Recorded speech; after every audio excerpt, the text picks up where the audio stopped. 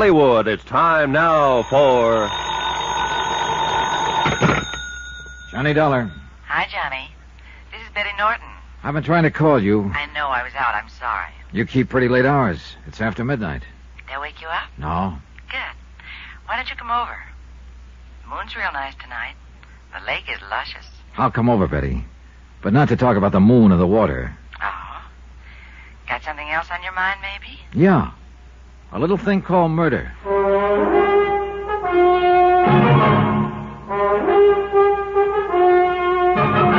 Tonight, and every weekday night, Bob Bailey in the transcribed adventures of the man with the action-packed expense account, America's fabulous freelance insurance investigator. Yours truly, Johnny Dollar.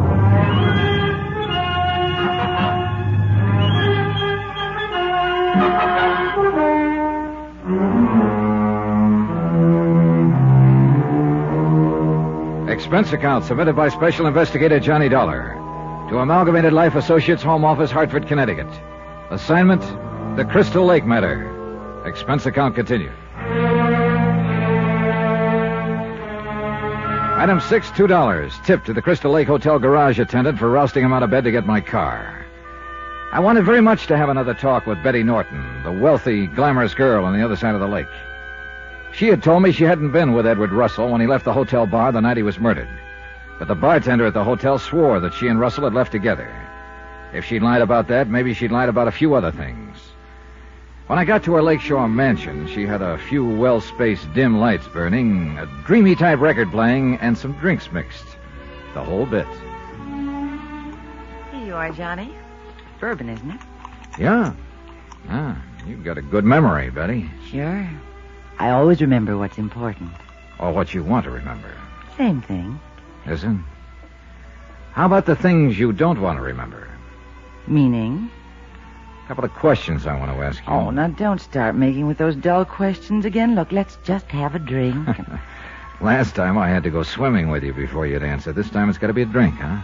Well, I thought we might dance, too. With you leading, I suppose. Sorry, Betty. I know you probably own quite a few things in this world, but the list stops short of me. I want some answers from you, and I want them now. Okay, so be a party pooper. So ask questions. You told me you met Edward Russell in the hotel bar the night he was murdered. You had one drink with him and left. That's right. You lied, Betty. Who says so? The bartender at the hotel. My, and I've always tipped him so well, too. Look, baby, suppose we cut the comic routines, huh? All right, so I left the bar with Russell. Why did you lie about it to me this afternoon? It's very simple, Johnny. Part of the Norton training, I guess. What does that mean? My father told me long ago I could do whatever I liked, but to keep it out of the newspapers. That's the way I've played it ever since. Well, go on. On that night you're talking about, Russell and the bartender got into a fight. I know. And that's why I lied to you. Believe me. I just didn't want to be mixed up in anything that could land in the papers. I see. What happened then? He and I went to a coffee shop to sober him up a little. You can check that. I will. Then what? He kept mumbling about somebody named Bill he was looking for. You say much about him? No, he wasn't making very much sense. And then Hiram came into the coffee shop. Who? Hiram, the old fellow who drives what passes for a taxi here at the lake. He told Russell somebody wanted to see him. Russell left with Hiram. And you didn't see Russell after that? No, I didn't. You don't look convinced, Johnny. I'm not. You lied once before, you could be lying again. Sorry. I told you I lied before, but this time it's the truth. Mm-hmm. Where can I get in touch with Hiram? His number's on the cover of the local directory. Local directory. This one over here? Yes. Okay. Johnny, at this time of night? Yes, at this time of night. He doesn't usually take calls after midnight.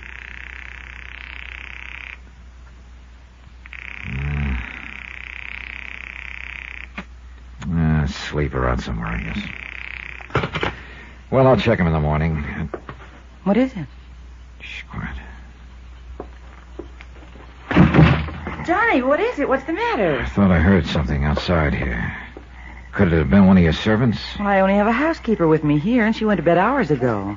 There are a lot of deer around here. Maybe that's what it was. Yeah, maybe. Johnny, you call Hiram in the morning. He'll back my story up. Crazy thinking I had anything to do with Russell's murder. What possible reason could I have? A pretty weird one, maybe, but it might fit. You told me this afternoon you had to play everything your way. You've probably been doing it most of your life and getting away with it. Maybe Russell wouldn't cooperate. Are you kidding? Look, men like Russell are a dime a dozen. So I had a drink with him and got mixed up in a barroom brawl. I should have known better. But as far as getting interested in him, I wasn't.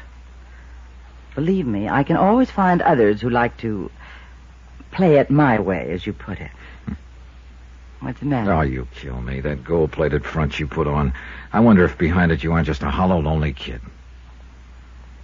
Thanks a lot for reminding me, Mr. Freud. Oh, I'm sorry. I guess that was a little out of line. I guess I was asking for it. But you're wrong about me not being able to stand anyone who doesn't play it my way. You see, I found someone who won't. And I kind of like it. Kind of like you, that is. Yeah, look, I Oh, guess don't I better... worry. I'm not going to try to appropriate you or to buy you. But about the loneliness? Don't leave just yet, Johnny. Stay just a few minutes more. Okay. Just a few minutes.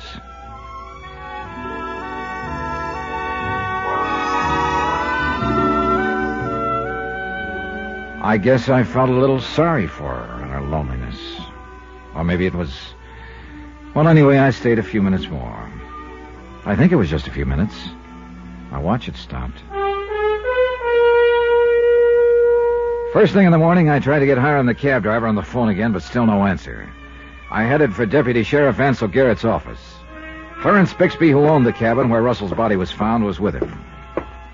Good morning, Johnny. Ants, Mr. Bixby? Oh, morning, Dolly. Anything new? Not much. Well, I won't take up any more of your time, Sheriff. However, I would like to ask a favor of you, though. Oh, what is it? So far, the Denver papers haven't mentioned which cabin up here the body was found in. I'd appreciate it if it could be kept that way.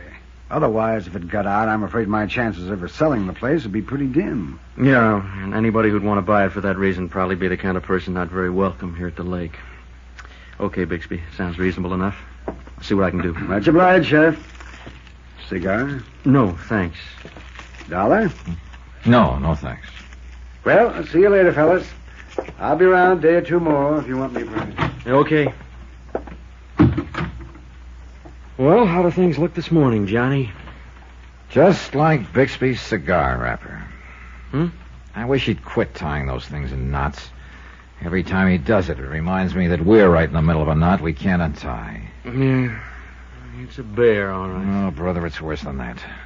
A guy named Edward Russell takes off from his home in Denver and disappears. He turns up here looking for a guy named Bill, of which there are too many in this town. Then Bixby brings a prospect up here to show his cabin, too. He finds the padlock's been switched. Russell's body inside. Yeah. Ants, the only person who stood to profit financially on Russell's death is his wife, Leona, beneficiary on his $50,000 insurance policy. But she couldn't have killed him. The Denver police established her in Denver at the time. Oh, incidentally, she's up here at the lake now, Johnny. Oh, yeah, she told me over the phone you wanted her to confirm the identification. How'd she bear up? Not too well. It's kind of rough. You got any information out of Betty Norton? Well, her story is she had coffee with Russell after his fracas with the bartender. Hiram, the cab driver, came in and told Russell somebody was looking for him. Russell went away with Hiram. You checked with Hiram? I've been trying to get in touch with him on the phone. No answer. Yeah, he's on the go a lot. He keeps his cab behind the hotel garage. We can check there and leave a message for him. Yeah, okay. Ants, what about Bixby as a possibility? I thought of that too, Johnny. It'd take an awful lot of nerve to kill a guy and then arrange to discover the body in your own cabin, but it sure would be quite a cover. Yeah, but like you say, it'd take more nerve than most men have got. Besides, we run a check on Bixby, and we've turned up absolutely nothing to tie him into the deal at all. Now, there's no evidence he'd ever known Russell. I know. Leona Russell can't remember her husband ever mentioning Bixby's name. Hey, wait a minute. How about Putnam? Well, the guy who wanted to buy Bixby's cabin? Yeah. The same thing could apply to him. He knew the cabin was empty. He could have planted Russell's body there and then arranged for Bixby to open the cabin. It could be, except how does he tie in? I don't know. He said he and his wife wanted to buy the cabin. Might be interesting to check with his wife and see what she says. Not a bad idea, Johnny. I'll put in a long-distance call to her. Don't count on much, though. At this point, Ansel, I'm counting on nothing. And I wasn't. I was getting nowhere trying to match a logical motive with any of the suspects. I decided I might as well continue checking guys named Bill around town and see if I could find the one Russell had been looking for.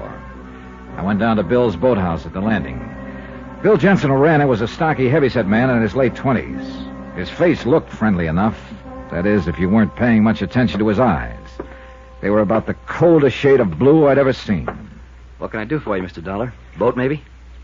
A little information, maybe. What about? A man named Edward Russell. The guy who was murdered? What about him? Did he come around here to your boathouse? Not that I know of. Well, he was looking for a man named Bill, and I thought you might be the one. No, Aunt Garrett was telling me about him, but I'm not the one he was looking for, sorry. Did you happen to see him around town anywhere? Russell? No. First time I saw him was his picture in the paper after the killing. I see. Hey, you got quite a lot of boats here, Jensen. Yeah, pretty big investment in them. You keep the ones here in the boathouse padlocked, I see. No, I have to. Used to get one stolen now and then. Say, you want to take one out in the lake now, Mr. Dollar? Not right now, Jensen. Maybe later. See you around. All of a sudden, I was real interested in Bill Jensen and his boathouse because some of the padlocks on the boats looked very much like the one that had been placed on Bixby's cabin door, the one he'd pried off when he discovered Russell's body. I wanted a closer look at those padlocks, but now wasn't the time.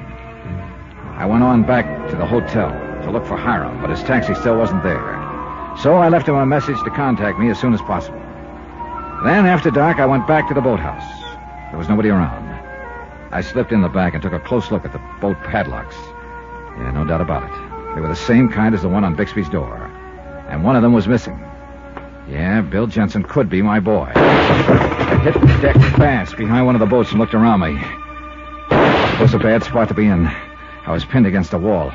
I edged toward the rear, then dove for the door of the tiny office. Then I realized my mistake. I'd figured that the office would have an outside door, but it didn't. I was trapped. Yeah, it looked like I'd just solved the murder. The hard way.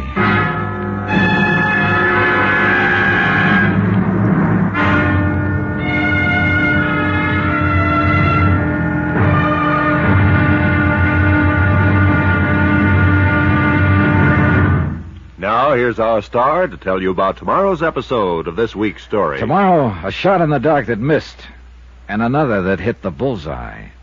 Join us, won't you? Yours truly, Johnny Dollar.